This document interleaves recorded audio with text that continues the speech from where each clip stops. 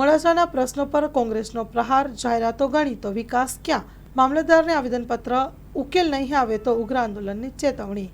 અરવલ્લી જિલ્લાના મોડાસા તાલુકાના ખેડૂતો રસ્તા, આરોગ્ય અને પીવાના પાણી જેવા વર્ષોથી બાકી રહેલા ગંભીર પ્રશ્નોને લઈને મોડાસા તાલુકા કોંગ્રેસ સમિતિ દ્વારા મામલતદારને જોરદાર રજૂઆત સાથે આવેદનપત્ર પાઠવવામાં આવ્યું.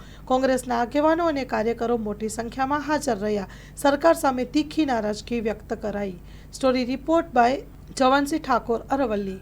મોડાસા તાલુકા કોંગ્રેસ સમિતિ દ્વારા આજે મામલતદારશ્રીને આવેદનપત્ર આપવામાં આવ્યું છે, જેની અંદર મોડાસા તાલુકામાં જે સિંચાઈની સુવિધા પૂરતી નથી એ કમાન્ડ એરિયા વધારી અને ખેડૂતોને પૂરેપૂરી સિંચાઈની સુવિધા મળે.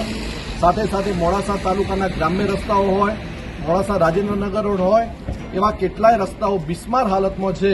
ત્યારે તમામ રસ્તાઓને સત્વરે રિપેરિંગ કામગીરી હાથ ધરાય અને જે ટાઈમ લિમિટ પતી છે, ટાઈમ લિમિટની અંદર પણ જે રસ્તાઓ પૂર્ણ કરવાની જે બાબત છે એ પણ પૂર્ણ થાય, એ માટેનું આજે આવેદનપત્ર આપ્યું છે.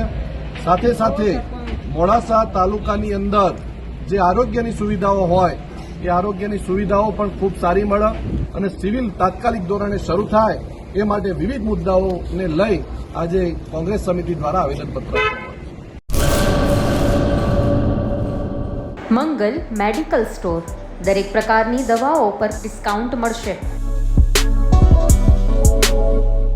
હોસ્પિટલ રોડ, કોસ્મોસ બેંકની બાજુમાં, ડોક્ટર દમયંતીબેન ગણાત્રા હોસ્પિટલની સામે, ભુજ.